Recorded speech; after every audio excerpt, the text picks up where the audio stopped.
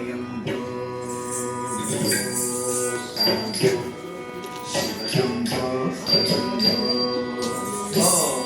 शंभो शिव शंभो स्वयंभो गंगाधर शंकर करुणाकर वामन भावसागर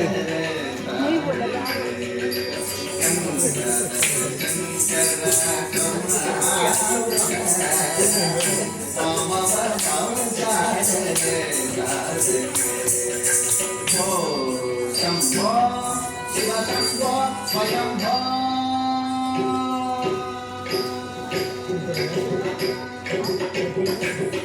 निष्कुट परब्रह्म स्वरूप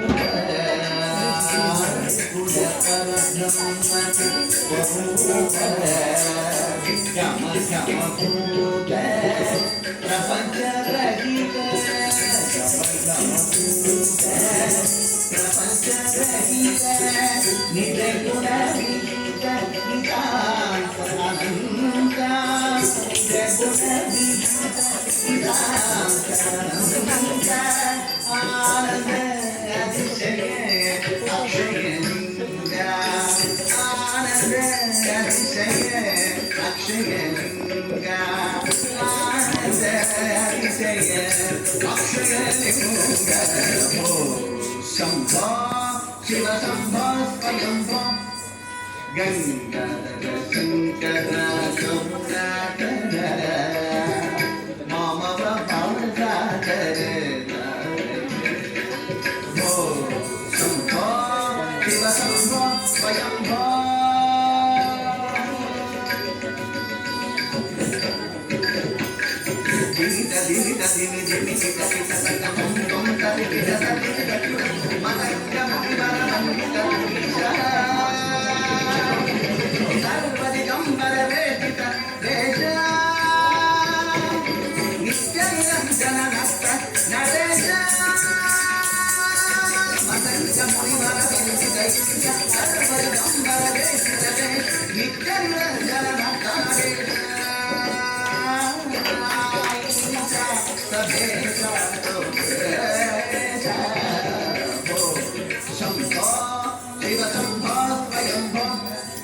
गंगाधर शंकर करुणाकर मामव भावसागर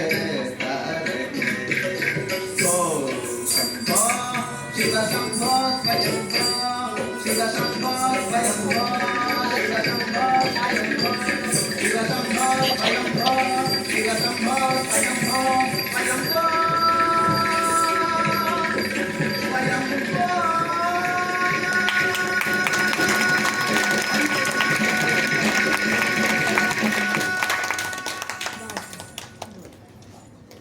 ज्ञान, संगीत और संस्कृति को समर्पित यह प्रस्तुति निश्चय ही हम सभी के हृदय को स्पर्श कर गई। सुश्री इशिका सोनी को पुनः हार्दिक बधाई और शुभकामनाएं। जब शब्द प्रार्थना बन जाते हैं तब मन में शक्ति, विचारों में पवित्रता और कर्मों में श्रेष्ठता का संचार होता है। किसी भी शुभ कार्य का प्रारंभ सकारात्मक चिंतन और मंगल कामनाओं के साथ हो, यही हमारी भारतीय परंपरा है। प्रार्थना हमें आत्मबल, सद्विचार और सही मार्ग पर चलने की प्रेरणा देती है।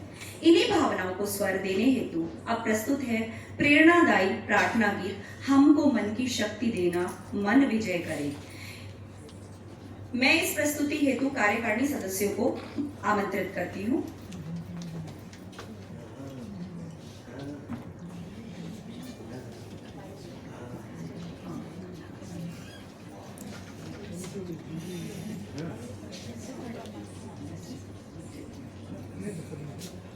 हमको मन की शक्ति देना, मन विजय करे, दूसरों की जय से पहले खुद को जय करे। हमको मन की शक्ति देना, भेदभाव अपने दिल से साफ कर सके, दूसरों से भूल हो तो माफ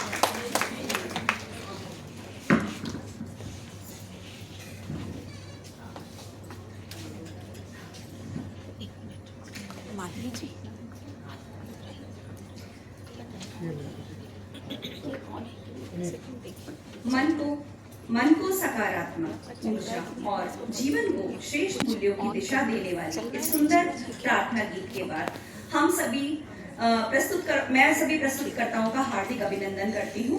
निश्चय ही यह गीत हमें आत्मविश्वास, संयम और सदाचार के मार्ग पर आगे बढ़ने की प्रेरणा देता है।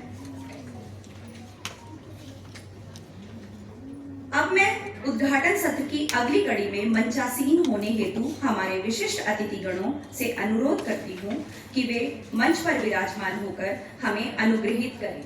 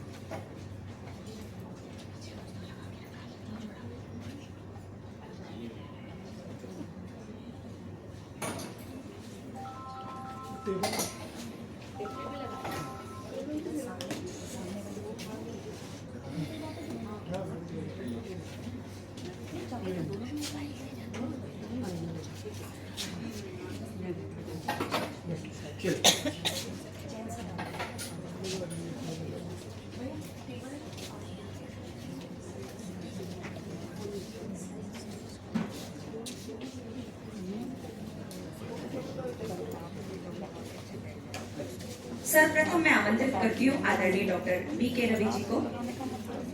इसके पश्चात मैं सादर आमंत्रित करती हूँ हिंदी जगत के प्रतिष्ठित विद्वान आदरणीय डॉक्टर हरि सिंह पाल जी को। मैं विनम्रता आमंत्रित करती हूँ सुप्रसिद्ध शिक्षाविद एवं साहित्यकार आदरणीय डॉक्टर इस्फाक अली जी को। अब मैं आमंत्रित करती हूँ आदरणीय डॉक्टर राजलक्ष्मी कृष्णन जी को, जिनकी उपस्थिति हमारे लिए गौरव का विषय है।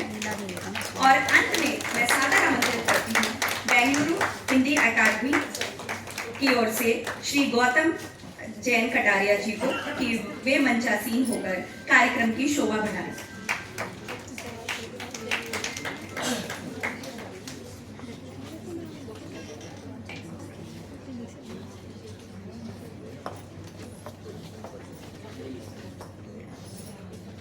आप सभी सम्मानित अतिथियों का मंच पर हार्दिक स्वागत एवं अभिनंदन है।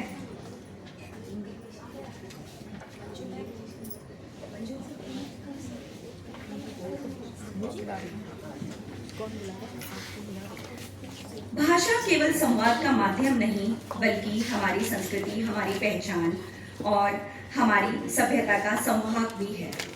आज का यह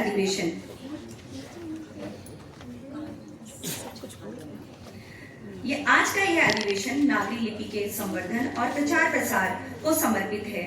इसलिए अब हम सुनेंगे देवनागरी को समर्पित एक विशेष गीत। इस गीत की प्रस्तुति करेंगी सुप्रसिद्ध साहित्यकार एवं कवयित्री आदरणीय डॉक्टर मंजू गुप्ता लता जी एवं नेहा कत्रे जी। मैं आदरणीय डॉक्टर मंजू गुप्ता जी और नेहा कत्रे जी का इस प्रस्तुति हेतु उनको सादर आमंत्रित करती हूँ।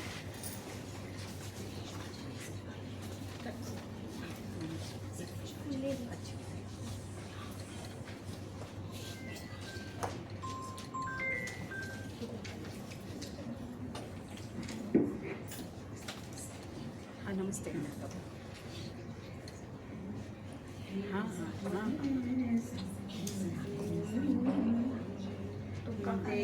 देवनागरी देवनागरी देवनागरी देवनागरी शब्द शब्द से भरी गागरी, शब्द शब्द से भरी गागरी। देवनागरी देवनागरी बन जाती है सुरभित भाषा, बन जाती है सुरभित भाषा। कोटि कोटि लोगों की आशा, कोटि कोटि लोगों की आशा। गुणवत्ता की बन परिभाषा, गुणवत्ता की बन परिभाषा। यशस्विनी रे हुई नागरी देवनागरी देवनागरी शब्द शब्द से भरी गागरी देवनागरी देवनागरी नागरी में जब लेखन होवे दूजापन सारा ही होवे नागरी में जब लेखन होवे दूजापन सारा ही होवे सांस्कृतिक भाव मन मोहे सांस्कृतिक मन मोहे उत्स्थित हो प्रतिष्ठित हो सम्यक बने अलगाव पाटरी देवनागरी देवनागरी शब्द शब्द से भरी गागरी देवनागरी देवनागरी सभी भाषाओं में अनुप्राणित बने नागरी लिपि समारित सभी भाषाओं में अनुप्राणित बने नागरी लिपि समारित शब्द अर्थ में हो संयोजित विश्व धरा पर छा जाए राष्ट्र प्रेम के लिए आगरी देवनागरी देवनागरी शब्द शब्द से भरी गागरी देवनागरी देवनागरी शब्द शब्द से भरी गागरी बोलो प्यार से देवनागरी सबकी न्यारी देवनागरी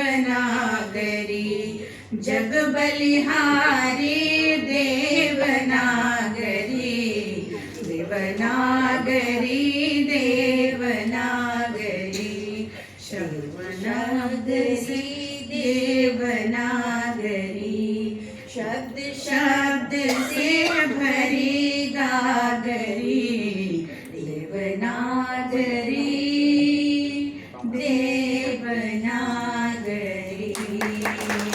जय हिंद जय हिंदी। जय हिंदी जय हिंद।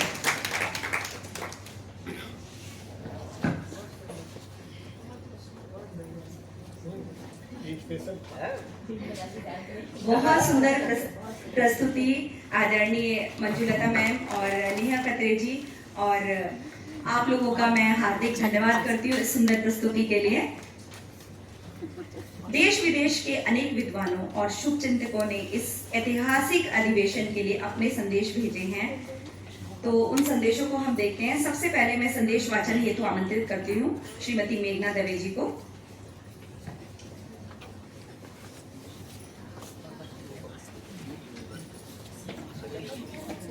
आज हमें ऐसे प्रेरणा स्रोत व्यक्तित्व के विचार सुनने का सौभाग्य प्राप्त हो रहा है जिन्होंने अपने कर्म, सादगी और नेतृत्व से राष्ट्र को नई दिशा दी है। आइए हम सभी भारत के पूर्व राष्ट्रपति माननीय श्री रामनाथ कोविंद जी का प्रेरणादायी संदेश श्रवण करते हैं। प्रिय डॉक्टर पाल जी, आपके दिनांक 26/5/2026 के पत्र का अवलोकन करें, जिसके माध्यम से आपके माननीय पूर्व राष्ट्रपति श्री रामनाथ कोविंद जी को 21 जून 2026 को बेंगलुरु में आयोजित होने वाले अखिल भारतीय नागरी लिपि अधिवेशन के उद्घाटन हेतु सादर आमंत्रित किया है। मुझे आपको सूचित करने का आदेश हुआ है कि माननीय पूर्व राष्ट्रपति जी पूर्व निर्धारित व्यवस्थाओं और अन्य अनिवार्य कार्यक्रमों के कारण इस सम्मेलन में उपस्थित होने में असमर्थ हैं। माननीय महोदय ने आपके इस आयोजन की सफलता के लिए अपनी हार्दिक शुभकामनाएं प्रेषित की हैं। शुभकामनाओं सहित अमृत सिंह द्वारा राजनाथ कोविंद जी ने ये हमें शुभ संदेश भेजा है। बहुत बड़ी बात है, इतने व्यस्तताओं के साथ उन्होंने हमें इतना बड़ा एक शुभकामना संदेश भेजा है पूर्व राष्ट्रपति। अब मैं दूसरा संदेश जो पढ़ने जा रही हूँ वो भी किसी छोटी मोटी हस्ती का नहीं है। सतीश कुमार चतुर्वेदी जो कि संपादक नई शिक्षा नीति से हैं, उन्होंने भी शुभकामना संदेश में लिखा है, आदरणीय आपका निमंत्रण प्राप्त हुआ, उसके लिए आप सभी का सादर आभार। नागरी लिपि नई दिल्ली एवं बेंगलुरु हिंदी अकादमी बेंगलुरु द्वारा दिनांक 21 जून 2026 को जैन विश्वविद्यालय में 50वां नागरी लिपि अधिवेशन आयोजित किया जा रहा है। दोनों ही संस्थाओं को इस भव्य गरिमापूर्ण और सार्थक सम्मेलन के लिए नई राष्ट्रीय शैक्षिक मासिक पत्रिका की ओर से हार्दिक बधाइयां और अनंत शुभकामनाएं। इस समारोह में लोकार्पित की जाने वाली सभी पत्रिकाओं एवं पुस्तकों के लिए इस वयोवृद्ध किंतु ऊर्जावान पत्रिका की ओर से अनंत शुभकामनाएं। समारोह में उपस्थित सभी सम्मानित अतिथिगणों और समस्त वक्ताओं का मैं अपनी ओर से स्वागत करता हूं। साथ ही कार्यक्रम संयोजक समिति के सभी सदस्यों का इस सफल आयोजन के लिए सादर आभार और धन्यवाद। विशेष तौर पर मैं डॉक्टर इस्पाक अली साहिब को धन्यवाद एवं बधाई देने चाहूँगा, जिन्होंने दक्षिण में रहते हुए हिंदी के प्रचार प्रसार में अपना पूर्ण सेवा काल समर्पित किया है और स्वयं के सानिध्य से अनेकों ऐसे शिक्षक तैयार कर दिए हैं जो आप दोनों संस्थाओं के लक्ष्य प्राप्ति में सहायक हैं। अंत में आप सभी को नई शिक्षा राष्ट्रीय पत्रिका की ओर से आपके प्रयासों को सादर नमन। सतीश चतुर्वेदी जी, इसमें कोई दो राय नहीं है। हम दक्षिण भारत में हैं और हमारे सर ने हम जैसे कई शोधार्थी पैदा कर दिए यहाँ पर, जो आज हम हिंदी का प्रचार प्रसार कर रहे हैं। बहुत बहुत धन्यवाद। बहुत बहुत धन्यवाद मेघना जी। अब मैं आमंत्रित करती हूँ मोनालिसा जी को।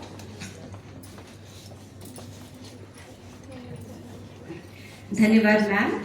सभी को मेरा नमस्कार। इलाहाबाद प्रयागराज से सुप्रसिद्ध साहित्यकार श्री प्रकाश मिश्र जी का कार्यक्रम हेतु संदेश प्राप्त हुआ है। मिश्र जी जहां बास खुलते हैं, रूप तितली की आत्मकथा ऑपरेशन खुदा बख्श उपन्यास से हिंदी जगत में प्रसिद्ध हैं। उनका संदेश पत्र प्रस्तुत है। आप लोगों के सौजन्य से वहां हो रहे आयोजन के लिए मिले निमंत्रण पत्र के लिए आभारी हूँ। पहले से तय कार्यक्रमों के कारण उसमें सम्मिलित नहीं हो पा रहा हूँ, पर मन से जरूर शामिल रहूंगा। आप लोगों ने वहां हिंदी अकादमी की स्थापना की है और दिल्ली वालों के सहयोग से इतना बढ़िया आयोजन कर रहे हैं। इसके लिए आप सभी बधाई के पात्र हैं और मेरी अनंत शुभकामनाएं आपके साथ है। ऐसे आयोजनों से न केवल हमारा ज्ञान बढ़ता है, सोचने की आगे की दिशा भी तय होती है। विचारों के आदान प्रदान से मिली समृद्धि पूंजी का काम करती है। मैं स्वयं उस लाभ से वंचित हो रहा हूँ तो क्या, जो वहां उपस्थित है वे समृद्ध होंगे। एक बार मैं पुनः शुभकामनाएं देता हूं और आयोजन की सफलता के लिए दुआएं देता हूं। आपका श्री प्रकाश मिश्र, इलाहाबाद। दूसरा संदेश पत्र। शुभ संदेश। मुझे यह जानकर अत्यधिक प्रसन्नता हुई कि नागरी लिपि परिषद नई दिल्ली एवं बेंगलुरु हिंदी अकादमी बेंगलुरु के संयुक्त तत्वावधान में 50वीं नागरी लिपि राष्ट्रीय अधिवेशन का 21 जून 2026 को अभिमत पात्र जैन विश्वविद्यालय बेंगलुरु में आयोजन किया जा रहा है। इस राष्ट्रीय अधिवेशन में मुख्य रूप से देवनागरी लिपि और भारतीय ज्ञान परंपरा विषय पर विचार विमर्श किया जाएगा। इस अवसर पर अधिवेशन में नागरी लिपि से संबंधित कई शोध पत्रिकाओं का लोकार्पण भी किया जाएगा और जिन विद्वानों ने नागरी लिपि के संवर्धन, विस्तार, नवीनीकरण और सुदृढ़ीकरण करने में अपना योगदान दिया है, उन अतिथियों को भी सम्मान दिया जाएगा। मैं 50वें नागरी लिपि राष्ट्रीय आयोजन की सफलता के लिए अपनी शुभकामनाएं देता हूं और इस अधिवेशन के आयोजकों को साधुवाद देता हूं। जो नागरी लिपि को विश्वव्यापी करने में अपना भागीरथी प्रयास कर रहे हैं, क्योंकि किसी भी भाषा को लिपि ही उसकी आत्मा होती है। वस्तुतः देवनागरी लिपि हिंदी राष्ट्रीय भाषा की आत्मा है। इस अवसर पर जिन अतिथि विद्वानों का सम्मान किया जा रहा है, उन सबको भी मैं भारतीय दलित साहित्य अकादमी की ओर से हार्दिक बधाई देता हूँ। शुभांशी डॉक्टर सोहन पाल सुमनाक्षर राष्ट्रीय अतिथि। धन्यवाद। धन्यवाद मोनालिसा जी। अब मैं आमंत्रित करती हूँ श्रीमती डॉक्टर रेणु कुकरेती जी को।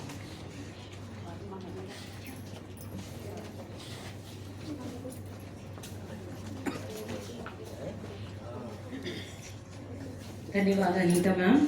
आपको जान के हर्ष होगा कि यह संदेश केवल हमारे भारत देश से ही नहीं बल्कि विदेशों से भी आ रहे हैं। एक ऐसा ही संदेश आदरणीय हरि सिंह जी, यह जानकर प्रसन्नता हुई कि नागरी लिपि परिषद का 50वां अखिल भारतीय नागरी लिपि अधिवेशन आगामी 21 जून 2026 को कर्नाटक की राजधानी बेंगलुरु में स्थित जैन विश्वविद्यालय में आयोजित किया जा रहा है। इस अवसर पर मैं आयोजकों को और सभी सभा उपस्थित सभी को सफलता के लिए हार्दिक शुभकामनाएं देता हूं। हरप्रीत सिंह पुरी, तिन आंजिन चीन। हाँ, तो ये 9 जून को उन्होंने ये संदेश भेजा था। दूसरा हमारा शुभ संदेश है गाजियाबाद से ललित भूषण जी, जो अवर लेखा अधिकारी गाजियाबाद में हैं। यह अत्यंत हर्ष, गौरव और भाषाई स्वाभिमान का ऐतिहासिक क्षण है कि राष्ट्र की वैचारिक चेतना को अक्षरों में पिरोने वाली प्रतिष्ठित संस्था नागरी लिपि परिषद नई दिल्ली अपने स्थापना के गौरवशाली सोपानों को पार करते हुए 50वां नागरी लिपि राष्ट्रीय अधिवेशन आयोजित करने जा रही है। बेंगलुरु हिंदी अकादमी के संयुक्त सहयोग से दक्षिण भारत की इस पावन भूमि बेंगलुरु में आयोजित हो रहा यह स्वर्ण जयंती अधिवेशन देश की सांस्कृतिक और भाषाई एकता को एक नया आयाम प्रदान करेगा। अधिवेशन का यह ऐतिहासिक वर्ष राष्ट्रीय और भाषाई दृष्टिकोण से एक अद्भुत संयोग लेकर आया है। संपूर्ण राष्ट्र इस वर्ष हमारे अमर राष्ट्रीय गीत वंदे मातरम की रचना की आर्ध शताब्दी 150वीं वर्षगांठ को गौरव के साथ मना रहा है। बंकिम चंद्र चट्टोपाध्याय द्वारा रचित वंदे मातरम का यह पावन मंत्र माँ भारती के प्रति अगाध श्रद्धा और राष्ट्र वंदना का प्रतीक है। स्वतंत्रता संग्राम को लेकर आधुनिक डिजिटल भारत तक इस उद्घोष ने देश को हमेशा एकता के सूत्र में पिरोया है और आज देवनागरी लिपि का यह 50वां अधिवेशन इसी राष्ट्रीय चेतना को अक्षरों के माध्यम से नया विस्तार दे रहा है। अधिवेशन का मुख्य विषय देवनागरी लिपि और भारतीय ज्ञान परंपरा न केवल समसामयिक है बल्कि हमारी पुरातन वैज्ञानिक मेधा को पुनः जागृत करने का संकल्प है।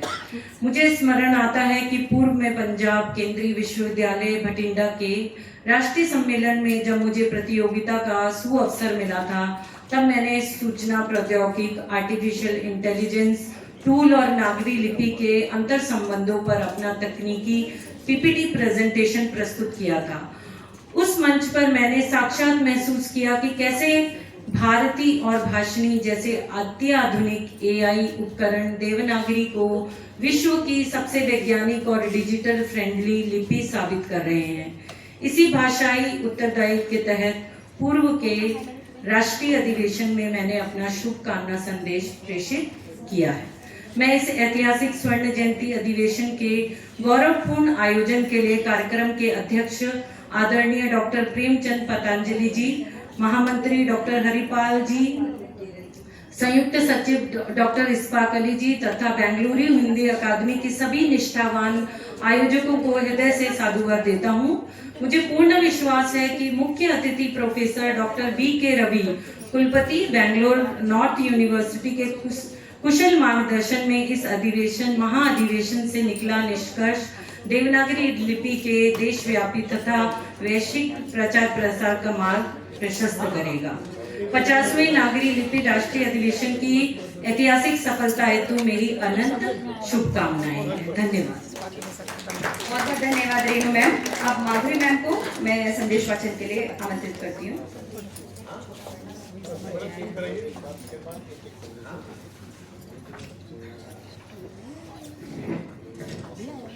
नमस्ते, ये संदेश है मधु भातुड़ी नई दिल्ली से। नागरी लिपि के 50वें एडिशन के अवसर पर मुझे गर्व होता है कि एक लघु संदेश माननीय डॉक्टर इस्फाक अली द्वारा आप सभी उपस्थित श्रोताजन को पहुंचाना।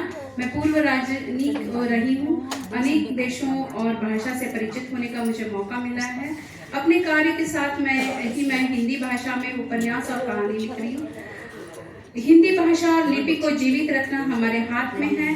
भाषा जितनी जीवित रहेगी उतनी ही विकसित होगी। इस देश में अनेक भाषाएं हैं, सभी हमारी धरोहर है, इन सबको फलते फूलते देखना चाहते हैं। आप सबको इस मौके पर अपनी शुभकामनाओं से प्रेरित करके धन्यवाद करती हूँ।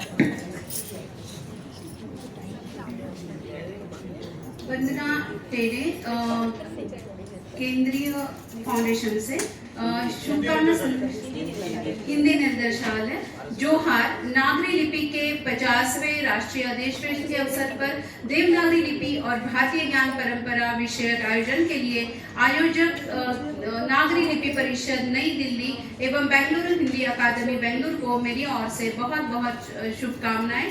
हमारा देश विविधताओं से भरा है, जहाँ बहुत सारी भाषाएं, बोलियां, लिपियां है, लेकिन सभी चाहे तो अनेक आर्यन, द्रविड़ या आदिवासी भाषाएं हैं। देवनागरी लिपि को संदर्भ अंगीकार किया है। यह हमारी एकता के साथ हमारी भाषाई, साहित्यिक, संस्कृति में अभिव्यक्त ज्ञान परंपराओं को विस्तृत जनमानस एक पहुंचाती है, अवगत कराती है। पूर्व से पश्चिम और उत्तर से दक्षिण तक विशाल सेतु सी अडिग देवनागरी भारतीयता की मुकम्मल पहचान है। इसके फैलाव, उत्तरोत्तर वृद्धि व लोकहित बनने में लगे सभी विद्वजनों को, संस्था को मेरा जोहार, मेरी शुभकामनाएं। इस कार्यक्रम की सफलता के लिए मेरी हार्दिक हार्दिक शुभकामनाएं। जोहार। वंदना टेरे। धन्यवाद। बहुत बहुत धन्यवाद माधुरी मैम। आगे कार्यक्रम को बढ़ाते हैं। अतिथि देवो भव भारतीय संस्कृति का मूल मंत्र है। अब मैं स्वागत भाषण हेतु डॉक्टर इस्फाक अली जी को सादर आमंत्रित करती हूँ। उससे पहले एक छोटा सा परिचय मैं सर के बारे में देना चाहूंगी। डॉक्टर इस्फाक अली जी तो सूर्य को दीपक दिखाने की आवश्यकता। आदरणीय अध्यक्ष महोदय, इस कार्यक्रम के अध्यक्ष डॉक्टर हरि सिंह पाल जी हैं। डॉक्टर पतंजलि जी कार्यक्रम के अध्यक्ष थे, लेकिन कल ही उनका तबीयत खराब हुआ और वो टिकट कैंसिल करना पड़ा, तो पतंजलि जी नहीं है, डॉक्टर हरि सिंह पाल जी हैं। और प्रोफेसर पी.के. रवि जी, कुलपति बेंगलुरु नॉर्थ विश्वविद्यालय, हमारे मुख्य अतिथि के रूप में कार्यक्रम में उपस्थित है। डॉक्टर राजलक्ष्मी जी, फादर थॉमस जी, डॉक्टर जैन साहब, नागरी लिपि परिषद नई दिल्ली का ये 50वां अधिवेशन बेंगलुरु में हो रहा है। ये अपने आप हमारे लिए भी गर्व की बात है और बेंगलुरु के लिए भी गर्व की बात है। मैं थोड़ा यहाँ बताना चाहूँ, ये बेंगलुरु में चौथा अधिवेशन है। पहला अधिवेशन 1979 में हुआ, दूसरा 1994 में हुआ, तीसरा 2007 में हुआ और चौथा ये। क्या और अच्छा ये हुआ कि मैं 3 में उपस्थित रहा, 1979 में तो नहीं था। एक और बात, 17 अगस्त 1974 को नागरी लिपि परिषद नई दिल्ली की स्थापना दिल्ली में हुई और उस कार्यक्रम की अध्यक्षता कर्नाटक के ही रहने वाले डॉक्टर बीडी जत्ती, जो भूतपूर्व राष्ट्रपति थे, उन्होंने की। क्या बात। ये भी एक सुखद बात। एक और बात, 12 जून, ये जून का महीना है, 12 जून 1936 पुट्टनचेट्टी हॉल में गांधी जी का पहला हिंदी अधिवेशन, पूरे भारत का पहला हिंदी अधिवेशन, वो भी कर्नाटक में हुआ और बेंगलुरु में हुआ। पांचवी बात, जब अब हम देवनागरी लिपि नई दिल्ली की बातें करते हैं, जैसे दक्षिण भारत हिंदी प्रचार सभा ने 1918 में हिंदी का एक मिशन शुरू किया था, ऐसा ही नागरी लिपि का मिशन भी 1948 में दक्षिण से शुरू हुआ है, 1948 में। कुछ लोग जब देवनागरी की और हिंदी की बातें चल रही थी तो कुछ लोग इकट्ठे हुए, और जब हमारा संविधान बन रहा था, राष्ट्रलिपि और राष्ट्रलिपि की बात हो रही थी, 1948 में लोग इकट्ठे हुए, गांधी जी से मिले और ये बात रखी कि राष्ट्रभाषा के साथ राष्ट्रलिपि भी हो। 1948 में एक सम्मेलन बुलाया और गांधी जी उसकी अध्यक्षता की। उसके बाद देश आजाद हो गया। 1949 में राजभाषा और राष्ट्रभाषा लिपि का स्थान मिला, लेकिन जो होना चाहिए था वो चीजें नहीं हुई। 1958 में तो यही दक्षिण भारत के लोग डॉक्टर राजेंद्र प्रसाद जी से नई दिल्ली में मिले और कहा कि राष्ट्र लिपि के लिए कुछ प्रयास करने चाहिए जैसे हिंदी के लिए किए जाते हैं। और जो मैं कह रहा था ना, पांचवी बात, सदाशिव नगर कांग्रेस 1960 में बेंगलुरु में हुआ और वो नागरी लिपि का पहला अधिवेशन था जो बेंगलुरु में हुआ। तो बेंगलुरु एक तरीके से नागरी लिपि के लिए बड़ी उर्वरक भूमि रही। खैर, ये सम्मेलन की जब बात हो रही थी, चूंकि सर ने अभी नागरी लिपि का सम्मेलन अंडमान निकोबार में किया, संगोष्ठी रखने की बात कह रहे थे, मैंने थोड़ी बेईमानी की बात की, सर इसको सम्मेलन का नाम दे दीजिए और हम बेंगलुरु में एक सम्मेलन रख लेते हैं। पाली बांग गए उस बात के लिए। अब बात यह है, दूसरी बात ये हम रखे कब, हम इसको मई के महीने में रखना चाहते थे, लेकिन राजलक्ष्मी मैडम जी बैठी हैं, उनको आना जरूरी था। मई में उनकी छुट्टी नहीं थी, अकेली आ नहीं सकती, बेटी अमेरिका में रहती है। अब बेटी को अमेरिका से बुलाया गया और ये सम्मेलन आपको समर्पित करना पड़ा। अब सवाल ये है कि 21 जून वाली बात फिर आई। 21 जून को योगा डे, हमने बहुत अतिथियों को प्रयास किया, गवर्नर साहब और कांग्रेस के अध्यक्ष को, लेकिन योगा डे की वजह से हम पिछड़ गए। अब कार्यक्रम चूंकि निश्चित हो गया, हमारे पास बहुत प्रतिभागी थे, लेकिन आज फिर वो नीट का एग्जाम हो गया, 2 अड़चने थी। लेकिन क्योंकि मैं भूगोल का विद्यार्थी हूँ, आज दिन साल का सबसे बड़ा दिन है, मैं अपनी ऊर्जा के साथ, मेरा हौल बढ़ता जा रहा है। एक बड़ी बात थी हमारे लिए। खैर, इस कार्यक्रम में मुख्य अतिथि महोदय प्रोफेसर बी के रवि जी इस कार्यक्रम में पधारे हैं, मैं आपका हार्दिक स्वागत करता हूँ। प्रोफेसर बी के रवि प्रतिष्ठित शिक्षाविद, प्रशासक, शोधकर्ता और संस्थान निर्माता है, जिनका 4 दशकों से अधिक समय तक उच्च शिक्षा के क्षेत्र में नेतृत्व फैला रहा है। कम्युनिकेशन अध्ययन के वरिष्ठ प्रोफेसर है तथा सफल विद्यालय प्रशासक के रूप में शैक्षिक अनुसंधान, विकास और कर्नाटक की सार्वजनिक विश्वविद्यालय प्रणाली को सुदृढ़ बनाने में महत्वपूर्ण योगदान दिया है। प्रोफेसर बी के रवि कर्नाटक राज्य सार्वजनिक विश्वविद्यालय कोप्पल विश्वविद्यालय के पूर्व कुलपति हैं। आप बेंगलुरु विश्वविद्यालय के ज्ञान भारती परिषद में वरिष्ठ प्रोफेसर और पूर्व अध्यक्ष रहे हैं और उन्हें अध्यापन और अनुसंधान का 40 वर्ष से अधिक अनुभव है। उन्होंने 2017 से 2020 तक बेंगलुरु विश्वविद्यालय के कुल सचिव के रूप में कार्य किया। इसके अतिरिक्त आपके 2 कार्यकाल कर्नाटक राज्य पिछड़ा वर्ग आयोग के सदस्य के रूप में भी आपने काम किया है। आप कर्नाटक सरकार के अंतर्गत कर्नाटक ललित कला विश्वविद्यालय में 2 वर्षों तक विशेष अधिकारी के रूप में आपने सेवाएं प्रदान की हैं। आप सामाजिक न्याय और युवा प्राधिकरण सशक्तिकरण को बढ़ावा देने के लिए अनेक पहलुओं के लिए आपने सक्रिय भूमिका निभाई है। प्रोफेसर बी के रवि अनुसंधान के रूप में उल्लेखनीय योगदान किया है। उन्होंने आपको 15 से अधिक प्रतिष्ठित राष्ट्रीय अंतर्राष्ट्रीय शोध पत्रिकाओं के संपादकीय सलाहकार के सदस्य हैं। आपको विश्वविद्यालय अनुदान आयोग यूजीसी द्वारा 12 से अधिक अधिन्यास यानी ओरिएंटल पाठ्यक्रमों और 16 पुनश्चर्या पाठ्यक्रमों में रिसोर्स पर्सन के रूप में आमंत्रित किया गया है। आप यूजीसी द्वारा स्पेशल असिस्टेंट प्रोग्राम के समन्वयक भी रहे। प्रोफेसर रवि ने राष्ट्रीय अंतर्राष्ट्रीय पत्रिकाओं, सम्मेलन, कार्यवाहों, संस्थागतों में भी 100 से अधिक शोध पत्र प्रकाशित किए हैं। उन्होंने अब तक 12 शोधार्थियों को PhD किया है और 8 शोधार्थी उनके निर्देशन में भी शोधरत है। प्रोफेसर BK रवि यूनेस्को और मोरक्को के फेज विश्वविद्यालय द्वारा संयुक्त रूप से आयोजित प्रथम अंतर्राष्ट्रीय मीडिया सूचना साक्षरता मंच की वैज्ञानिकता परिषद के सदस्य रहे।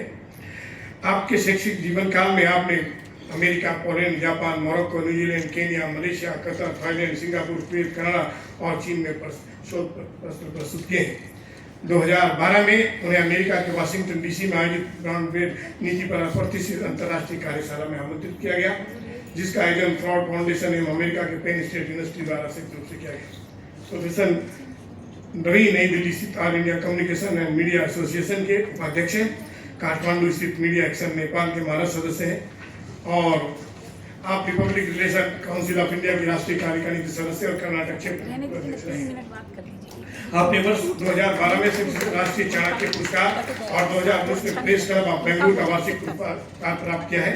आप फिनिटी स्थित एशिया कम्युनिकेशन मीडिया कांग्रेस की राष्ट्रीय परिषद के महासचिव और अमेरिका के नॉर्थ कैरोलिना स्थित ग्लोबल कम्युनिकेशन एसोसिएशन के सलाहकार मंडल के सदस्य हैं। 25 फरवरी 2025 को बेंगलुरु को शेराटन होटल में आयोजित एकेडमिक अलायंस 2025 के दौरान अमेरिका की ब्रिजवाटर स्टेट यूनिवर्सिटी द्वारा वैश्विक साझेदारी सहयोग में उनके महत्वपूर्ण योगदान के लिए उन्हें सम्मानित किया गया। प्रोफेसर रवि भारतीय कांग्रेस के कार्यकारी अध्यक्ष भी हैं। आधुनिक मीडिया की भूमिका, जन्म संग्रह, चुनावी प्रक्रिया पर उनके प्रभाव का उन्होंने गंभीर विश्लेषण किया है। प्रोफेसर रवि कोप्पल विश्वविद्यालय कुलपति के रूप में अपने कार्यकाल के दौरान 9 स्थापित राज्य विश्वविद्यालय की शैक्षणिक प्रशासनिक नींव को मजबूत कराने में महत्वपूर्ण योगदान दिया है। उन्होंने नए शैक्षणिक कार्यक्रमों की शुरुआत, अधीन और विनियमों का निर्माण, प्रशासनिक तंत्र को सुदृढ़ बनाने और शोधोन्मुख छात्र केंद्रित वातावरण विकसित करने में अग्रणी योगदान दिया है। मैं गर्व करता हूं कि आज हमारे मध्य है और परिषद की ओर से आपका स्वागत करता हूं। और ये मेरे छोटे भाई भी हैं, ये भी इसमें शामिल है। हमारे साथ प्रोफेसर डॉक्टर हरी सिंह पाल जी हैं। आप मूलतः अलीगढ़ के रहने वाले हैं, MA है, ML है, एजुकेशन के आदमी है और सुखद ये हुआ कि 1988 में जब मैं दक्षिण भारत हिंदी प्रचार सभा में इंटरव्यू देने आया था, आप भी आए थे, बच गए, नहीं तो मेरे साथ सहकर्मी होते हुए। आप आकाशवाणी के आकाशवाणी नई दिल्ली में रहे, वहाँ से सेवानिवृत्त है। नागरिक परिषद नई दिल्ली के महामंत्री हैं और नागरिक विज्ञान संस्थान गुड़गांव के महासचिव हैं। सौरभ पत्रिका निकलती है अमेरिका से, न्यूयॉर्क से, उसके संपादक है। नागरिक परिषद नई दिल्ली की जो नागरिक संगम पत्रिका निकलती है उसके संपादक है। और आपकी 20 से ज्यादा किताबें हैं जिन पर बहुत लोगों ने PhD किया है। एक कविता सालोदिया तो यहीं बैठी है, हमारी संस्थान से गया है, उनको भी बुलाया गया है। और इनके बड़े अच्छे 2-3 उपन्यास है। मसाल जलती रहे, मेहंदी रंग लाएगी, मसाल जलती रही, इनके गांव के ऊपर उन्होंने लिखा है उपन्यास। और दुखद ये हुआ कि वो उपन्यास लिखा हुआ खो गया, फिर हट के लिखा। और एक उपन्यास है उनका, एक स्थापित और लोक साहित्यकार है, लोक कलाकार है, इस सभागार में उपस्थित है। मैं उनका बेंगलुरु हिंदी अकादमी और नागरिक लिपि के संयुक्त सचिव होने के नाते सम्मान करता हूँ। प्रोफेसर लक्ष्मी कदर 82 ईयर की हो गई है, लेकिन सबसे ज्यादा ऊर्जा है। जम्मू कश्मीर कहीं भी आपका कार्यक्रम हो, तैयार बैठी रहती है। अभी देखिए मैडम अपनी बेटी के साथ आई है और अपने पति के साथ आई है। कार्यक्रम मतलब नागरिक और हिंदी के प्रति समर्पित है। अन्ना कॉलेज चेन्नई की प्रोफेसर है, 11 उपन्यास है उनके और उनको बड़े अच्छे पुरस्कार। उत्तर प्रदेश हिंदी संस्थान लखनऊ का सौहार्द सम्मान योगी जी के द्वारा आपको प्राप्त हुआ। सम्मानित किया था और इस कार्यक्रम में उपस्थित है। मैं उनका बहुत सम्मान करके साथ मोदी साहब है, जैन साहब है, कार्यक्रम में उपस्थित है। हम आशा के रूप में हमारे साथ है। मैं इस कार्यक्रम में उनका भी सम्मान करता हूँ। फादर बसा सेंट पॉल कॉलेज के प्राचार्य हैं और हिंदी के रूप में वहाँ पर आपके पास बहुत हिंदी के छात्र हैं, हिंदी के कार्यक्रम करते रहते हैं। बेंगलुरु जैसे शहर में जहाँ हिंदी पर भाषी क्षेत्र है वहाँ पर हिंदी के छात्रों को प्रोत्साहन करते हैं, सेमिनार्स का आयोजन करते हैं, हस्तलिखित पत्रिकाएं दिखाते हैं बच्चों से। तो मैं इस कार्यक्रम में आपका भी सम्मान करता हूँ। प्रोफेसर की कार्यक्रम है नागलिपि परिषद का, तो हमारे यहाँ अतिथि गण पधारे हैं प्रोफेसर प्रसन्न कुमारी जी, त्रिवेंद्रम विश्वविद्यालय से हैं। वहाँ की विभागाध्यक्ष रही हैं, 31 सालों तक सेवा की है बेंगलोर और त्रिवेंद्रम के विभिन्न कॉलेजों में। आपके अंदर में 17 PhD हुआ है और आज उनकी 2 पुस्तकों का विमोचन हो रहा है। उनकी पुस्तकों का अलग अलग दिशा है, राजभाषा के ऊपर है, यात्रा वृत्तांत के ऊपर है, कहानियां हैं। कहानी के ऊपर अभी पंजाब की लड़की ने आपके अंडर में 2-4 दिन पहले PhD किया है, वो है। और एक सबसे बड़ी बात यह है कि प्रधानमंत्री नरेंद्र मोदी जी की जो मन की बात है उनका मलयालम में आप ट्रांसलेशन करती रही है। इस कार्यक्रम में मैं आपका भी स्वागत करता हूँ। और मैडम है, बहुत दिनों से जानता हूँ, बहुत दिनों से मेरे संपर्क में है, 15-20 साल से, लेकिन मिली आज।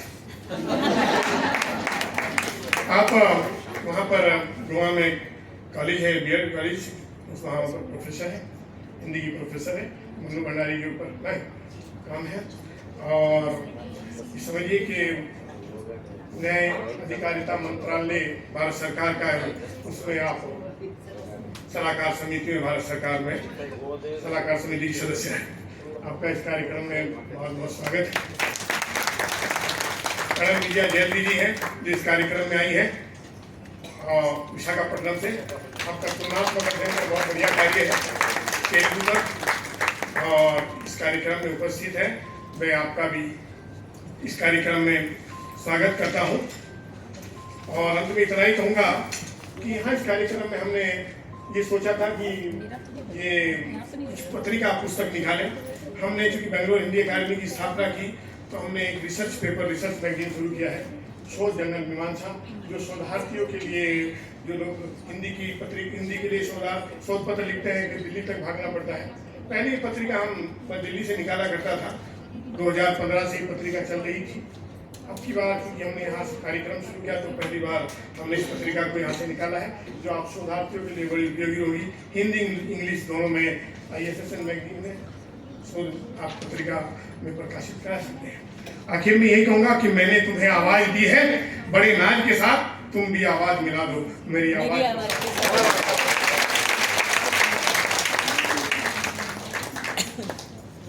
आपका हार्दिक धन्यवाद सर।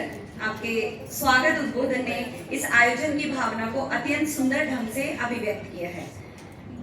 कर्नाटक की धरती पर आयोजित इस स्वर्णिम अधिवेशन में देश भर से पधारे विद्वानों, साहित्यकारों एवं अतिथियों का स्वागत करने हेतु मैं बेंगलुरु हिंदी अकादमी के राष्ट्रीय संयोजक आदरणीय श्री मलकप्पा रियाज जी को विनम्र अनुरोध करती हूँ कि वे स्वागत उद्बोधन प्रस्तुत करें। स्वागत है सर।